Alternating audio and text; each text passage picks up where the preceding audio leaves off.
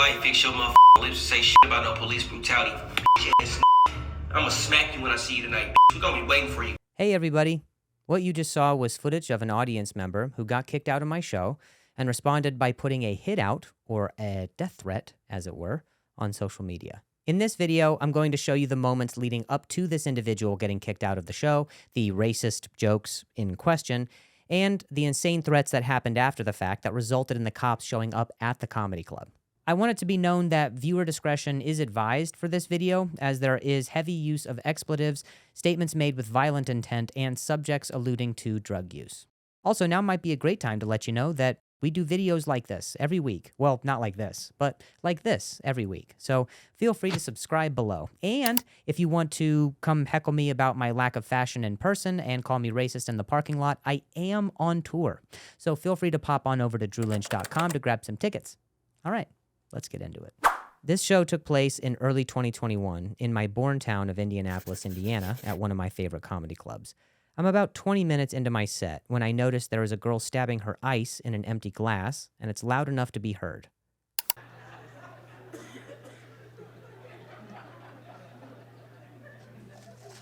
Then what happened, detective? You can see me clock the girl playing with her ice, which normally doesn't bother me unless it becomes distracting to the audience or until I start stuttering so badly that I can't focus, which is exactly what happens. Then what happened, detective? The joke I'm making here is about how much has changed in 100 years, and how much hasn't. If you want to see the full joke, you can find it in the description of this video below. But basically, the joke was about how cops from the 1920s would react if they traveled from 1920, during the Prohibition, to 2020, which was during the pandemic. They'd have to report back to the chief, and they'd be like, "Chief, it was strange. They was all wearing masks, but they wasn't stealing nothing." And the chief would be like, "Well, were they drinking alcohol?" "It's tough to say, Chief. It was seltzer in a can." That type of thing. You're all caught up. Well, then they all got in separate getaway cars that were oddly driven by Persian men.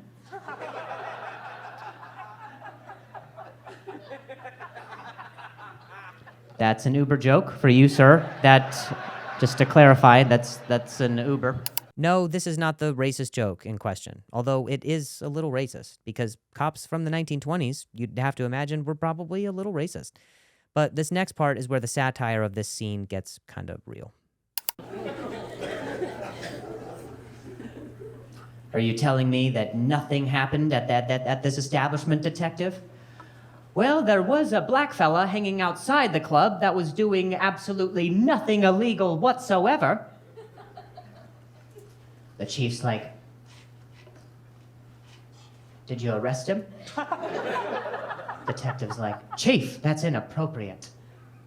We shot him." Oh, you guys are right. Police don't shoot black people. Ouch. One white guy says, "Ouch." Thank you. Thank you for your suffering, sir. Thanks for your contribution to repression. Now, this is as close to making commentary about the injustices of police brutality during a comedy show that one can get.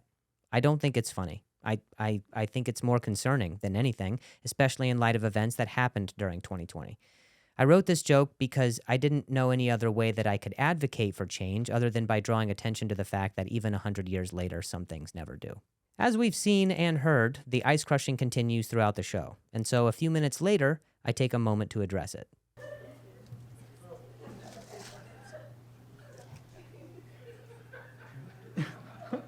Do you need more drink? Yes, I hear the ice. I'm like stuttering out so hard because I'm like, oh shit. It's like, you what? Yeah, we need more. You need more? Oh, okay. I will let someone know. I also work here, so. This was my way of trying to address a problem by introducing a solution in a silly way.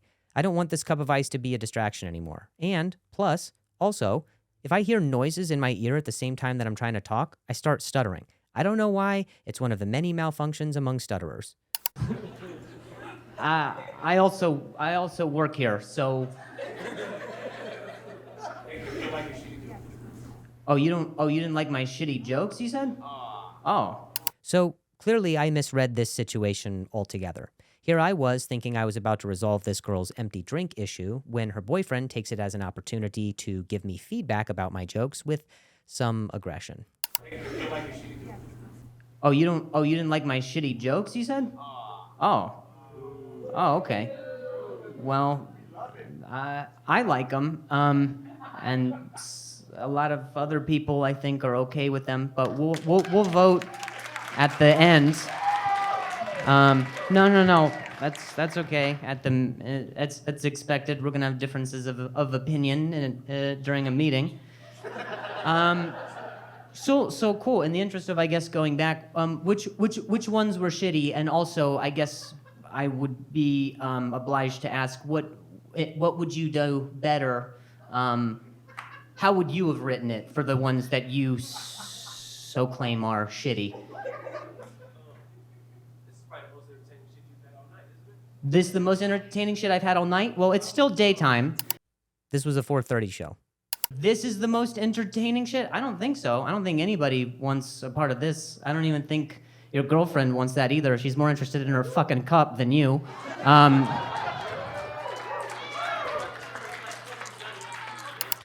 So I get a little shitty in my response here because I tried being diplomatic, even in the face of hostility from this guy. As soon as I made my comment, he stood up, which is a surefire way to get thrown out at a comedy club. Well, right. The opening comedian was Felicia Gillespie, a very funny friend of mine who did get a lot of laughs that night. Right. I can fuck off. Well, I have to continue to work, so... Right. I hope you have a good day. I hope you get something more to drink. Right. All right. Wow. That...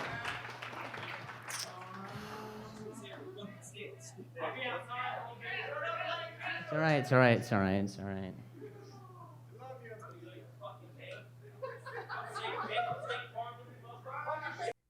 Wow. Say what you want about my jokes, but as soon as you come after my home and auto insurance, it gets personal. But really, the tension of what just happened and how quickly it escalated was somewhat alarming. So I finished the show as best as I could, only to get off stage to discover that my phone had been blowing up with threats from this audience member while I was on stage. My mama, hey, Drew Lynch got 2 shows tonight in the city at the Helium Comedian Show. Go up there and his up, talking about the police killing blacks and like a motherfucker laughing at that shit. Bitch, ain't nothing funny about that shit. You and that's why I called you a Jake from State Farm looking ass boy. Around with your dumb you with the right one, motherfucker. Ain't funny about that shit, you dumb ass boy. Nobody know you in this motherfucker. Your opening comedian artist better than your punk Target shirt wearing, planner shirt wearing ass bitch.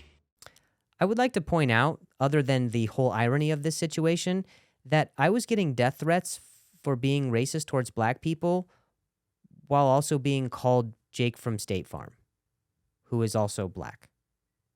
So, am I racist or am I black?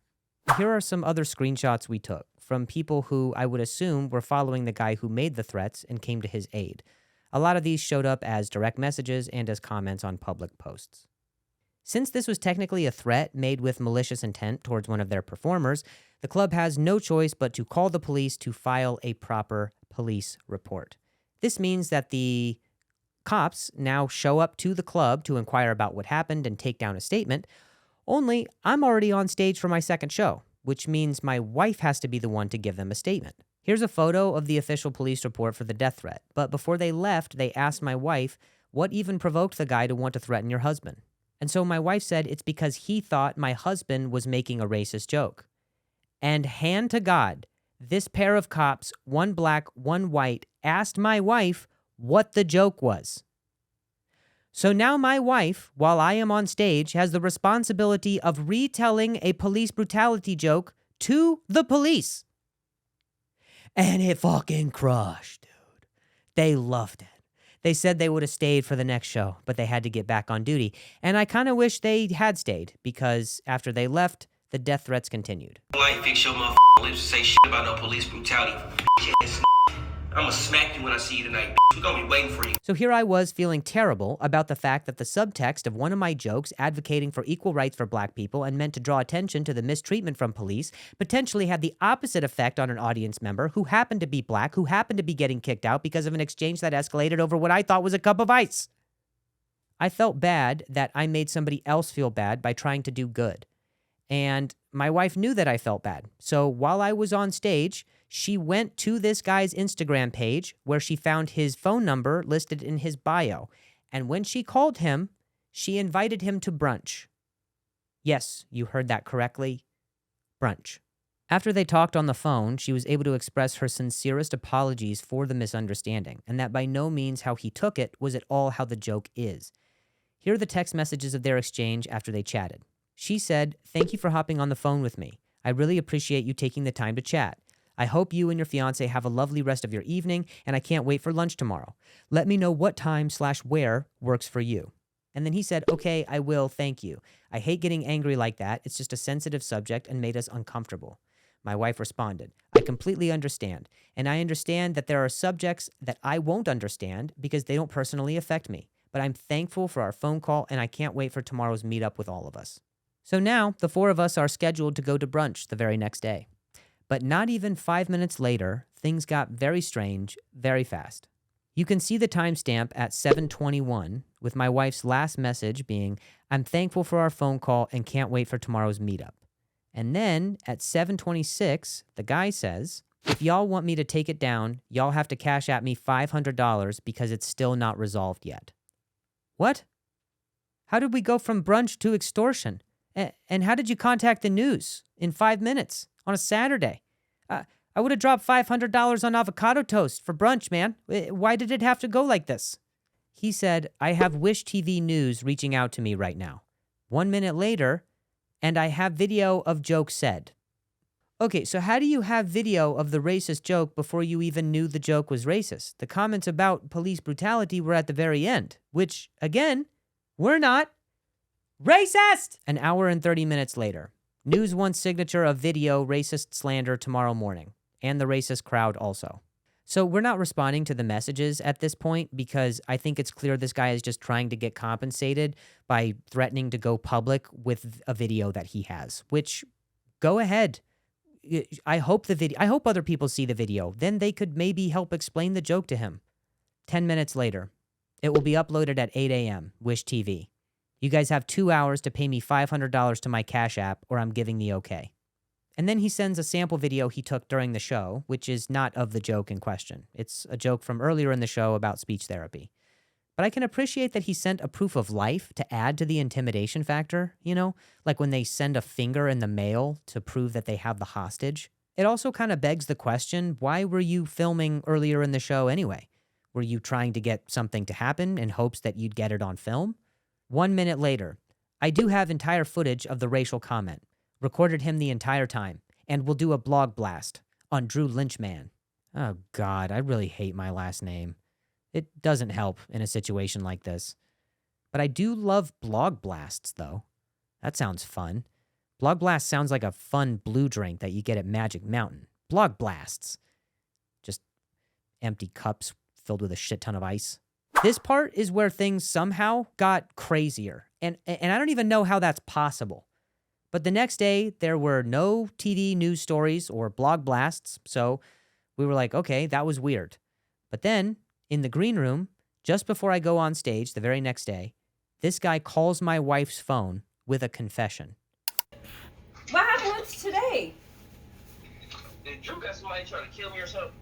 What? I'm kidding about that. Oh my God.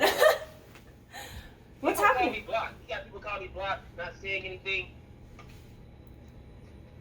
How do you mean? Like, wait. So, sorry, what's going on? Like, what happened with today? Oh, no, I've been getting a lot of blocked calls and nobody's saying anything on the phone, so I never got that before. Oh, shit. Sorry. Wait, what's going on? I mean, I don't know. But it's not really creepy. I just want to know if I should get, prepared. You know, I got kids. Oh. So. Maybe this was angels protecting me, but I didn't tell anybody to call this guy's number in a creepy way. Mel was asking what happened with our lunch plans, and then he goes into this. Are they saying anything? They're not even saying anything. They're just like, they're not saying anything at all. Okay, no, like, we haven't disclosed, like, anything, like, to anyone. Yeah, I haven't said anything since yesterday. I was pretty upset. I did say some shit, you know. It was just a lot of anger though, but like, you know, it's not really a big deal to me about the stuff, you know. Sometimes, you know, my anger gets the best of me, but I have no hard feelings towards Drew. You know, I don't even like acting like that as far as like letting my anger get the best of me like that. You know what I'm saying? We talked yesterday and all that, but I kind of feel bad about that, about Drew, because you know, he looks like a good guy. Okay. You're a good guy too, who ordered a hit out on me, LOL. And I was looking forward to being able to, like, chat over lunch today. I'm sorry that, like, we weren't able to meet up, like. And then that $500 cash that shit was stupid too of me too. I was pretty high. So now he's admitting to being high on drugs yesterday during the altercation. I took some Percocets. Yeah. I mean. Mask off. Hey, mask off. Yeah, I took Percocets, you know, I got high. Dude, a regular Saturday, you know? It's lit. It was big lit last night. And then I went to Memphis and got $5,000. I sold 2 dips of cocaine. Yeah. In Memphis for $5,000. I was like, hell yeah, I had to go get that. Oh my god, you dork. Oh my gosh. Clearly, my wife is stunned about the information that's just fallen out of this guy's mouth. We know that A, he was high on Percocet yesterday, B, he sold $5,000 of cocaine in Memphis today, and C, that I'm a good guy now. What is going on? So We're back. tell this. I am a local favorite. I'm a local Indianapolis rapper, right? Mhm. If he can say, hey, link your bio, like just promote it on this like story, that'd be amazing. I would say, you know what, Drew's a nice guy, whatever. You know, because that could be like, I feel like I've got so many views off of Drew, like all those people watching my stuff, like, you know, that could be like my breaking point. He's like a famous guy. Insane. And a little icky, if I'm being honest. I think his motivation from the beginning became super clear at this point. I'll talk to Drew's social media team, and I'll see what they have to say. But I hope you that you have a blessed weekend, and you know, I just can't wait to see what the future holds. All right, just let me know. So there you have it. The craziest thing about the craziest thing that's ever happened to my wife and I at a comedy club was that it never needed to happen. We'll never know how the night would have gone had a joke not been grossly misinterpreted by the potential influence of drugs, personal motives, or the threat of extortion. How do you guys feel about what happened? How would you have handled it? Do I really look like Jake from State Farm? I want it to be known that I have no ill will towards this person, and I hope for the sake of his kids, his life, and his career that he's in a better place. Like Colorado. I hear they have a lot of drugs there. Anyway, thanks again for watching. Make sure you subscribe below for weekly videos. You can come see me on tour. Pop on over to drewlynch.com to grab some tickets. And also, you need to cash out me $500 right now, or else. All right, we'll see you next time.